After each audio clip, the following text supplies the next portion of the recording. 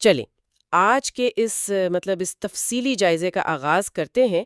میں پچھلے کچھ دنوں سے نا اسی ایک بات پر بڑی گہرائی سے سوچ رہی تھی کہ کیا وجہ ہے کہ جس پروموشن کے لیے یا جس ترقی کے لیے انسان دن رات ایک کر دیتا ہے، وہی کرسی ملنے کے بعد اس کا اپنا سکون اور اس کے ماتحت کام کرنے والوں کی نیندیں کیوں اڑ جاتی ہیں؟ ہاں، یہ واقعی ایک بہت ہی اہم اور چبھتا ہوا سوال ہے۔ ہے نا؟ مطلب بچپن کی وہ بے فکری، وہ دور جب زندگی نرم بادلوں کے سائے جیسی لگتی ہے، وہ کتنا مختصر ہوتا ہے۔ انسان کھیل کود کی دنیا سے نکل کر اچانک ایک ایسی شاہراہ پر آ کھڑا ہوتا ہے جہاں ذمہ داریوں کی تیز آندھیاں اس کا استقبال کرتی ہیں۔ بالکل، اور پھر ایک وقت ایسا بھی آتا ہے جب کوئی شخص صرف اپنے لیے نہیں جیتا۔ جی، پورا خاندان، اس کا ادارہ اور بعض اوقات تو پوری قوم اس کے فیصلوں سے جڑ جاتی ہے۔ تو چلیں اس بات کی تہیں کھولتے ہیں۔ آج کی اس نشست میں ہم طاقت، ذمہ داری اور انسانی نفسیات کے اس الجھے ہوئے رشتے کو سمجھنے کی کوشش کریں گے۔ اور اس بحث کے لیے جیسا کہ ہم نے طے کیا تھا، ہم نے محمد فاروق راشد کے ایک انتہائی فکر انگیز مضمون کو بنیاد بنایا ہے۔ جی بالکل، جو کہ انمول موتی رسالے سے لیا گیا ہے، اور اس کا عنوان ہے جب ذمہ داریاں بڑھیں تو ہمارا طرز عمل کیسا ہو۔ ہم یہ سمجھیں گے کہ جیسے جیسے عمر اور رشتے بڑھتے ہیں، یہ فرائض کس طرح انسان کے کردار، برداشت اور اخلاق کا حتمی امتحان لیتے ہیں۔ صحیح بات ہے، کیونکہ دیکھیں یہ تو طے ہے کہ ذمہ داریاں یا تو انسان کو پوری طرح نکھار دیتی ہیں یا پھر اسے اندر سے توڑ کر ایک انتہائی چڑچڑا اور سخت مزاج شخص بنا دیتی ہیں۔ یہ جو نکھرنے یا ٹوٹ جانے والی بات آپ نے کی نا، یہیں سے دراصل ساری بحث کا آغاز ہوتا ہے۔ جی، اور اس تحریر کا جو پہلو مجھے ذاتی طور پر سب سے زیادہ متاثر کن لگا وہ یہ ہے کہ یہ محض کاموں کی کوئی فہرست نہیں ہے۔ کوئی روزمرہ کے فرائض کا چارٹ نہیں ہے۔ بالکل نہیں، یہ دراصل انسانی نفسیات اور ہمارے رویوں کی تعمیر کا ایک بہت گہرا خاکہ ہے۔ ہوتا یہ ہے کہ جب ذمہ داریوں کا ذکر آتا ہے تو عموماً ذہن میں صرف جسمانی تھکاوٹ یا کام کے گھنٹوں کا خیال آتا ہے۔ ہاں، کہ کتنے گھنٹے کام کیا یا کتنی فائلیں نمٹائیں۔ جی، لیکن اصل دباؤ جسم پر نہیں پڑتا، بلکہ انسان کے اخلاق اور مزاج پر پڑتا ہے۔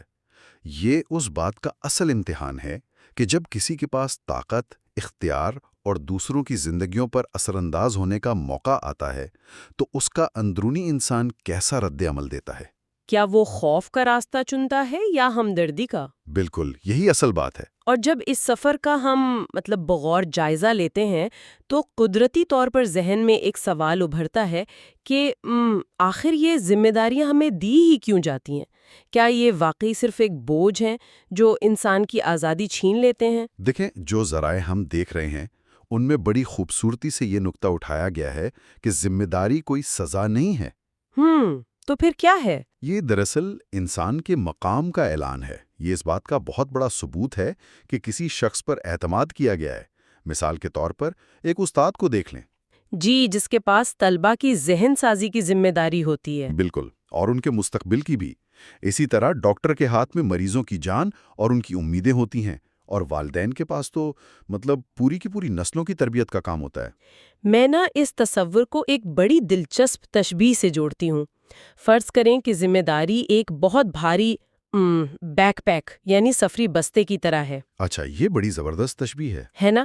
جب کوئی اس بستے کو پہنتا ہے تو یقیناً دوڑنے کی رفتار تھوڑی کم ہو جاتی ہے، تھکاوٹ بھی زیادہ ہوتی ہے، لیکن اگر اس بیک پیک میں بقا کا قیمتی سامان بھرا ہے تو وہی وزن اس شخص کو اس پورے سفر کا سب سے اہم اور ناگزیر رکن بنا دیتا ہے۔ بالکل صحیح کہا آپ نے، وہ پھر محض ایک عام مسافر نہیں رہتا۔ جی، وہ قافلے کا محافظ بن جاتا ہے۔ لیکن ایک اور سوال بھی تو ہے نا، کیا یہ وزن اور یہ اہمیت لازمی طور پر انسان کے اندر کہیں نہ کہیں غرور اور تکبر پیدا کر دیتی ہے؟ یہاں جو بات سب سے زیادہ دلچسپ ہے وہ یہ ہے کہ غرور محض عہدے سے نہیں آتا۔ اچھا، تو پھر کہاں سے آتا ہے؟ یہ انسانی ذہن کی ایک خاص کیفیت کا نتیجہ ہے۔ جب کوئی شخص ذمہ داری کے اصل مقصد یعنی خدمت کو بھول جاتا ہے اور صرف اس سے ملنے والے اختیار اور طاقت پر توجہ مرکوز کر لیتا ہے، تب اصل بگاڑ پیدا ہوتا ہے۔ مطلب جب انسان خود کو اہم سمجھنے لگتا ہے۔ جی، جب انسان اہم بنتا ہے تو اس کا مزاج بدلنے کا خطرہ ہمیشہ موجود رہتا ہے۔ اختیارات بڑھنے سے اکثر لوگوں کے لہجے میں ایک عجیب سی سختی آ جاتی ہے۔ نفسیاتی نقطۂ نظر سے دیکھیں تو اسے ہم کوگنیٹو اوورلوڈ یا ذہنی دباؤ کی زیادتی کہہ سکتے ہیں۔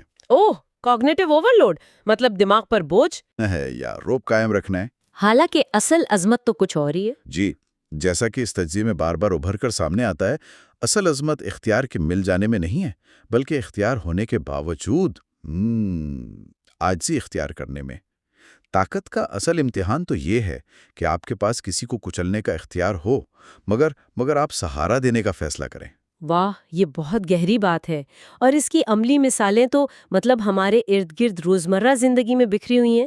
ایک ماں کی مثال لے لیں جو یقیناً بہت بڑی ذمہ داری اٹھا رہی ہے، لیکن اگر وہ ذہنی دباؤ کے تحت ہر وقت بچوں کی غلطیوں پر چیختی رہے تو کیا ہوتا ہے؟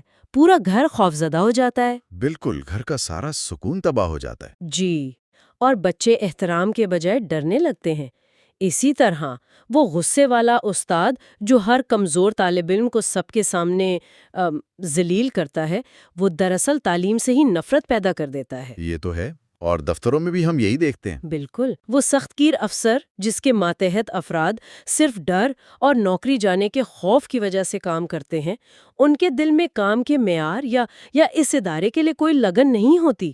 وہ صرف اس وقت تک کام کرتے ہیں جب تک افسر ان کے سر پر کھڑا ہو۔ اور یہی وہ مقام ہے جہاں اختیار کا فریب انسان کو اندھا کر دیتا ہے۔ یہ سخت لہجہ اور ڈر کا ماحول وقتی طور پر ایک نظم و ضبط تو قائم کر سکتا ہے۔ ہاں، وقتی طور پر شاید کام نکل جائے۔ ہو سکتا ہے ڈر کی وجہ سے دفتری فائلیں وقت پر تیار ہو جائیں یا بچے ڈر کر خاموش ہو کر بیٹھ جائیں، لیکن یہ رویہ دلوں میں ہمیشہ کے لیے فاصلے پیدا کر دیتا ہے۔ ہاں، دوری آ جاتی ہے۔ جی، بڑا انسان وہ نہیں ہے جس کی موجودگی سے لوگ سہم جائیں، بلکہ بڑا انسان وہ ہے جو لوگوں کو اعتماد دے کر ان کی بہترین صلاحیتوں کو باہر لائے۔ اور یہاں صبر کا ایک بہت گہرا زاویہ سمجھنے کی ضرورت ہے۔ صبر کا زاویہ؟ عام طور پر تو صبر کا مطلب چپ چاپ ظلم سہنا سمجھا جاتا ہے۔ بالکل، یا حالات کے سامنے ہتھیار ڈال دینا۔ لیکن جب ہم بڑی ذمہ داریوں کی بات کرتے ہیں نا، تو صبر کا مطلب یکسر بدل جاتا ہے۔ یہاں صبر دراصل مشکل حالات اور شدید دباؤ کے درمیان اپنے اخلاق، اپنی تہذیب اور اپنے رویے کو محفوظ رکھنے کا نام ہے۔ واہ، غصہ دلانے والے لمحات میں فوری رد عمل نہ دینا۔ جی، تباہ کن رد عمل دینے کے بجائے اپنے جذبات کو قابو میں رکھنا ہی اصل صبر ہے۔ صحیح۔ اچھا، اگر غصہ، سختی اور یہ اختیار کا نشہ تعلقات کو اتنی بری طرح تباہ کر سکتا ہے، تو سوال یہ پیدا ہوتا ہے کہ انسان خود کو اس پھسلن والے راستے پر جانے سے روکے کیسے؟ اس کا جو حل سامنے آیا ہے وہ خود احتسابی ہے۔ خود احتسابی مطلب اپنا ہی جائزہ لینا۔ بالکل، جتنا بڑا عہدہ ہوگا، جتنی بڑی ذمہ داری ہوگی، انسان کے لیے اپنا ہی جائزہ لینا اتنا ہی زیادہ ضروری ہو جاتا ہے۔ کچھ بہت ہی زبردست اور کڑے سوالات ہیں جو ہر ذمہ دار شخص کو روزانہ خود سے پوچھنے چاہیے۔ جیسے کیا میرا رویہ لوگوں کے لیے آسانیاں پیدا کر رہا ہے یا میں ان کی زندگی عذاب بنا رہا ہوں؟ کیا فیصلوں میں انصاف کیا جا رہا ہے؟ کہیں طاقت کے زوم میں دل تو نہیں توڑے جا رہے؟ ہاں، اور یہاں ذرائع میں ایک بہت یادگار اور خوبصورت تشبیہ بھی پیش کی گئی ہے کہ درخت جب پھل سے بھر جاتا ہے تو وہ تکبر سے سیدھا کھڑا نہیں رہتا، بلکہ خود بخود جھک جاتا ہے۔ بہت عمدہ مثال ہے۔ باشعور انسان بھی جتنا اہم ہوتا ہے اسے اتنا ہی نرم اور عاجز ہونا چاہیے۔ لیکن اچھا، ایک منٹ، یہاں آ کر بات واقعی بہت دلچسپ ہو جاتی ہے، اور میں یہاں تھوڑا سا ایک مختلف پہلو اٹھانا چاہوں گی۔ جی بالکل، بتائیں۔ تو کیا وہ ہر وقت اپنے ہی رویے پر سوال اٹھاتا رہے؟ کیا خود کو مستقل کٹہرے میں کھڑا کرنا، اپنے ہی ہر جملے کا پوسٹ مارٹم کرنا، کیا یہ اسے ذہنی طور پر مزید نہیں تھکا دے گا؟ کیا یہ دباؤ کے شکار دماغ پر ایک اور بوجھ ڈالنے والی بات نہیں ہے؟ دیکھیں، اگر ہم اس بات کو ذرا وسیع تر تناظر میں دیکھیں نا، تو بظاہر یہ واقع ایک اور کام لگتا ہے، لیکن حقیقت میں ایسا نہیں ہے۔ خود احتسابی دراصل ذہنی تھکاوٹ کا باعث نہیں بنتی، بلکہ یہ اس شدید تھکاوٹ اور خرابیوں سے بچاؤ کا ایک انتہائی مؤثر نظام ہے۔ اچھا، وہ کیسے؟ اس کی نفسیاتی اور منطقی وجہ یہ ہے کہ جب کوئی شخص بغیر سوچے سمجھے غصہ کرتا ہے یا انا کے تحت غلط فیصلے کرتا ہے تو اس کے نتیجے میں جو بگاڑ پیدا ہوتا ہے، جیسے ماتحتوں کا کام چھوڑ جانا، رشتوں میں پڑنے والی دراڑیں اور ماحول کی کڑواہٹ، اس بگاڑ کو سمیٹنا انسان کو کہیں زیادہ تھکا دیتا ہے۔ مطلب 5 منٹ کی خود احتسابی مستقبل کے کئی گھنٹے بچا لیتی ہے۔ بالکل، وہ گھنٹے جو صفائیاں دینے یا ٹوٹے ہوئے تعلقات کو جوڑنے میں ضائع ہوتے ہیں، وہ بچ جاتے ہیں۔ یہ سوالات انسان کو غرور کی اس اندھی کھائی میں گرنے سے بچاتے ہیں، جہاں سے واپسی کا سفر بہت طویل اور تکلیف دہ ہوتا ہے۔ یہ تو واقعی بہت منطقی بات ہے۔ البتہ جہاں تک ذہنی دباؤ اور کام کی زیادتی کا تعلق ہے، اس کا اصل علاج خود کو کوسنے میں نہیں ہے، بلکہ وقت کی درست تنظیم اور کام کو متوازن کرنے میں چھپا ہے۔ ہاں، وقت کی تنظیم، یہ واقعی ایک اہم ستون ہے۔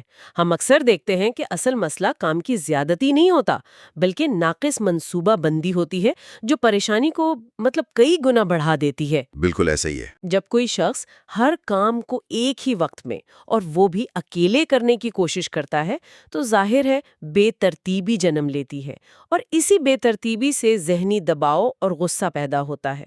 اگر کاموں کی ترجیحات طے کر لی جائیں، یہ سمجھ لیا جائے کہ کیا ضروری ہے اور کیا غیر ضروری، تو حالات بہتر ہو سکتے ہیں۔ کہ وہ مشین نہیں ہے، ہر وقت مصروف رہنا کوئی کامیابی کی علامت نہیں ہے، بلکہ بعض اوقات تو یہ غیر مؤثر ہونے کی نشانی ہوتی ہے۔ آرام کرنا اور اپنے ذہن کو تازہ کرنے کے لیے وقت نکالنا کوئی عیاشی نہیں ہے، بلکہ یہ تو اگلی ذمہ داری کو بہتر انداز میں نبھانے کی تیاری ہے۔ اور اسی توازن کے اصول میں رشتوں کی اہمیت سب سے زیادہ نمایاں ہو کر سامنے آتی ہے۔ انسان صرف اپنے فرائض، فائلوں یا دفتری کاموں سے زندہ نہیں رہتا۔ وہ ایک جذباتی وجود بھی تو ہے نا۔ بالکل، وہ احساس اور تعلقات سے وہ توانائی حاصل کرتا ہے جو اسے مزید کام کرنے کے قابل بناتی ہے۔ ایک بہت بڑا المیہ یہ ہے کہ جب لوگوں کی مصروفیات بڑھتی ہیں تو وہ سب سے پہلے اپنے قریبی رشتوں کی قربانی دیتے ہیں۔ ہاں، یہ تو ہم سب نے دیکھا ہے۔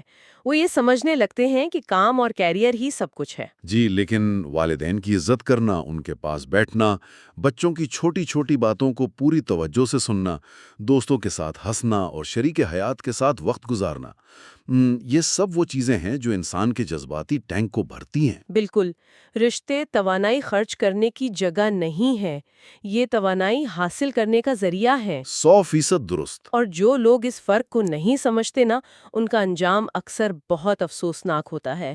بعض لوگ ساری زندگی بس کام کی دھن میں مگن رہتے ہیں۔ وہ مالی طور پر تو کامیاب ہو جاتے ہیں، معاشرے میں ان کا بڑا نام بھی ہوتا ہے، لیکن اندر سے وہ جذباتی طور پر بالکل تنہا رہ جاتے ہیں۔ جی، یہ ایک بہت کڑوی حقیقت ہے۔ ذرا اس منظر کا تصور کریں۔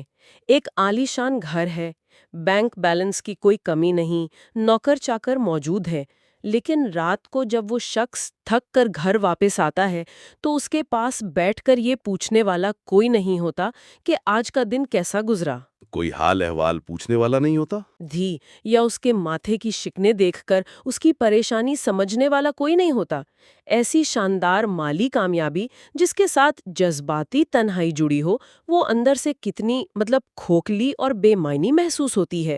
وہ عالیشان گھر پھر ایک پرسکون ٹھکانے کے بجائے ایک خوبصورت قید خانہ لگنے لگتا ہے۔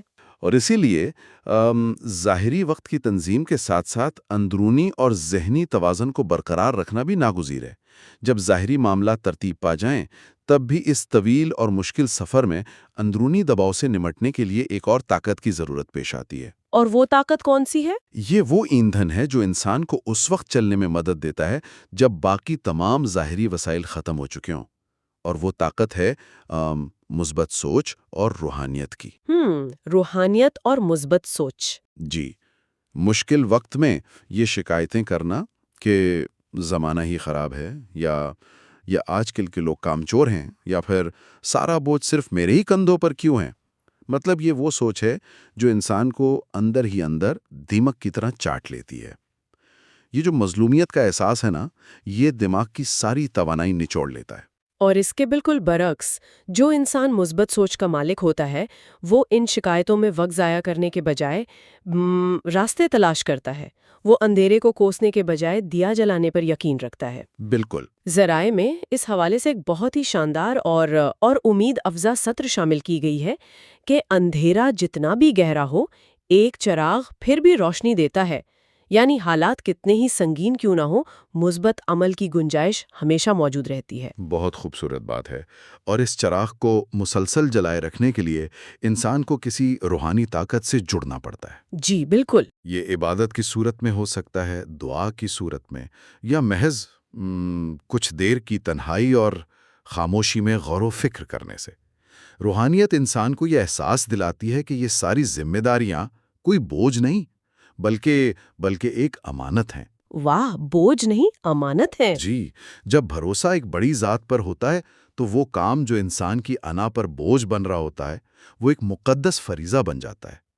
یہی وجہ ہے کہ کامیاب لوگ صرف ظاہری کیلنڈر یا میٹنگز کی منصوبہ بندی نہیں کرتے بلکہ وہ باقاعدگی سے اپنے اندرونی سکون کا بھی بندوبست کرتے ہیں. اور جب کوئی شخص اپنا یہ اندرونی توازن پا لیتا ہے اسے روحانی اور جذباتی سکون مل جاتا ہے اور وہ اپنے وقت کی درست ترجیحات طے کر لیتا ہے تو کیا ہوتا ہے؟ تو پھر وہ اپنی ذمہ داریوں کے آخری اور بلند ترین درجے پر قدم رکھتا ہے، جو کہ دوسروں کو سہارا دینا ہے. جی، یہ درجہ محض اپنے کام پورے کرنے کا نہیں بلکہ دوسروں کی زندگیاں سنوارنے اور انہیں سہارا دینے کا ہے. اصل رہنما وہ شخص نہیں ہے جو صرف کرسی پر بیٹھ کر احکامات جاری کرے اور غلطیوں پر سزائیں دے. تو پھر اصل رہنما کون ہے؟ اصل رہنما وہ ہے جو نئے لوگوں کی تربیت کرے، جو اپنا تجربہ اگلی نسل میں منتقل کرے، جو غلطی ہونے پر ڈانٹنے اور ذلیل کرنے کے بجائے ہمدردی سے اصلاح کرے. یہی وہ طرز عمل ہے جو اداروں، خاندانوں اور پورے معاشرے کی بنیادوں کو ناقابل تسخیر بناتا ہے. اور اس بلند ترین درجے کو سمجھنے کے لیے ایک بہت ہی کمال کی مثال پیش کی گئی ہے کہ ایک شمع اپنی روشنی کم نہیں کرتی جو وہ دوسری شمع جلائے. یہ کتنا گہرا خیال ہے. طاقت، علم اور شفقت بانٹنے سے کم نہیں ہوتے بلکہ ان کی روشنی مزید پھیل جاتی ہے. بالکل صحیح فرمایا. اور اس کے ساتھ ہی ان خاموش قربانیوں کا تذکرہ بھی تو انتہائی ضروری ہے جو دراصل ہمارے معاشرے کی وہ حقیقی بنیاد ہے جس پر دنیا کا نظام چل رہا ہے. ہم اکثر ان روزمرہ کی چیزوں کو معمولی سمجھ کر نظر انداز کر دیتے ہیں. جی، جیسے والدین کی قربانیاں. بالکل.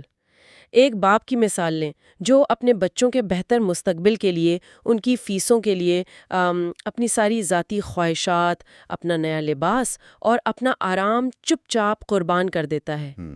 ایک ماں جو اپنی اولاد کی پرورش کے لیے ان کی بیماری میں راتوں کی نیند اور اپنا سارا سکون قربان کر دیتی ہے. اور اساتذہ کا کردار بھی. ہاں، وہ استاد جس کی اپنی زندگی میں ہزاروں مالی یا خاندانی پریشانیاں ہوں گی، وہ بھی اندر سے ٹوٹا ہوا ہو سکتا ہے، لیکن جب وہ کلاس میں قدم رکھتا ہے تو اپنے تمام دکھ دروازے کے باہر چھوڑ کر مسکراتا ہے تاکہ اس کے شاگردوں کا حوصلہ کم نہ ہو.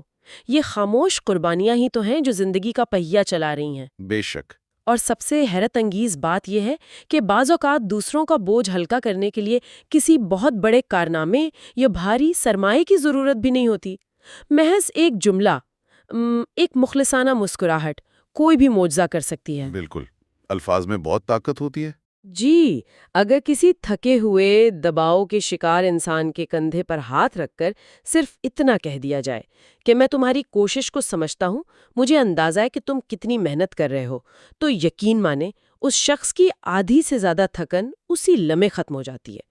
انسان کو صرف یہ احساس چاہیے ہوتا ہے کہ کوئی اس کی جدوجہد کو دیکھ رہا ہے. آپ نے بالکل درست کہا، اور یہ بات ایک بہت اہم سوال کو جنم دیتی ہے. اگر ہم انسانی تاریخ کا مطالعہ کریں یا اپنے ہی خاندان کے بچھڑ جانے والے بزرگوں کو یاد کریں تو ہم ان کے بارے میں کیا یاد رکھتے ہیں؟ ان کی محبت یاد رکھتے ہیں. جی، لوگ کبھی بھی انسان کے عہدے، اس کی کرسی کے سائز یا اس کے بینک بیلنس کو دیر تک یاد نہیں رکھتے۔ یہ چیزیں وقت کے ساتھ مٹ جاتی ہیں۔ جو چیز نسلوں تک یاد رکھی جاتی ہے وہ یہ ہے کہ اس شخص کا اخلاق کیسا تھا، اس کا رویہ کیسا تھا، اور سب سے بڑھ کر یہ کہ اس نے مشکل وقت میں دوسروں کو کیسا محسوس کرایا تھا۔ کیا اس نے لوگوں کو خوفزدہ کیا تھا یا انہیں تحفظ کا احساس دیا تھا؟ بالکل، یہ خاموش قربانیاں اور اعلیٰ اخلاق ہی وہ اصل ورثہ ہے جو انسان اپنے پیچھے دنیا میں چھوڑ کر جاتا ہے۔ تو اگر ہم آج کی اس پوری گہری اور فکر انگیز گفتگو کے تمام پہلوؤں کو سمیٹ کر ایک جامع نتیجے کی شکل دیں تو وہ کچھ یوں بنتا ہے کہ زندگی کے سفر میں عمر گزرنے کے ساتھ ذمہ داریوں کا بڑھنا ایک لازمی اور قدرتی امر ہے۔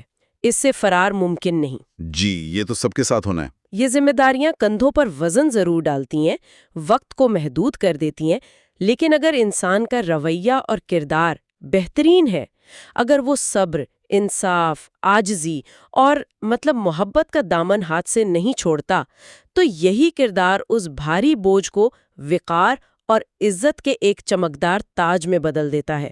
پھر انسان محض ایک کامیاب مشین نہیں رہتا، بلکہ وہ معاشرے کے لیے ایک نعمت ثابت ہوتا ہے۔ بالکل، ایک ٹھنڈا سایہ اور ایک انتہائی قابل احترام ہستی بن جاتا ہے۔ تو اس سب کا کیا مطلب ہے؟ ہم نے دیکھا کہ کیسے ذمہ داریوں کی تیز آندھی بچپن اور جوانی کے نرم بادلوں کو اڑا دیتی ہے اور انسان کو عملی اور سخت میدان میں لا کھڑا کرتی ہے۔ ہم نے غرور، وقت کی تنظیم اور رشتوں کے الجھے ہوئے دھاگوں کو سلجھانے کی کوشش کی۔ جی، بہت تفصیل سے بات ہوئی۔ لیکن جو بات اس پورے مطالعے سے ابھر کر سامنے آتی ہے وہ مجھے ایک قدم اور آگے سوچنے پر مجبور کر رہی ہے۔ وہ کیا؟ دیکھیں، اگر انسان کی شخصیت کی گہرائی، اس کے کردار کی پختگی اور اس کی اصل تعمیر ان بھاری ذمہ داریوں کو اٹھانے ہی سے ہوتی ہے، اگر دباؤ ہی کوئلے کو ہیرا بناتا ہے، تو ذرا سوچئے وہ لوگ جو ناکامی کے خوف سے یا محض اپنا آرام اور سکون چھین جانے کے ڈر سے زندگی میں نئی ذمہ داریاں لینے سے ہمیشہ بھاگتے رہتے ہیں، جو کبھی آگے بڑھ کر چیلنج قبول نہیں کرتے، تو کیا وہ شعوری طور پر خود کو اس پھلدار اور سایہ دار درخت بننے کے موقع سے محروم نہیں کر رہے؟ یہ تو بہت سوچنے والی بات ہے۔ کیا ہمہ وقت ایک آرام دہ خول میں رہنے، ہر طرح کی پریشانی سے بچنے اور صرف ذاتی سکون کی تلاش میں بھاگنے کی یہ خواہش کہیں ہماری اپنی ذاتی، ذہنی اور روحانی ترقی کی راہ میں کھڑی سب سے بڑی رکاوٹ تو نہیں؟ کہیں سکون کی یہ تلاش ہمیں اندر سے بانجھ تو نہیں کر رہی؟ بہت ہی گہرا اور چونکا دینے والا سوال ہے یہ۔ اور یہی وہ سوال ہے جس کا جواب ہم سب کو اپنے اپنے اندر تلاش کرنا ہے۔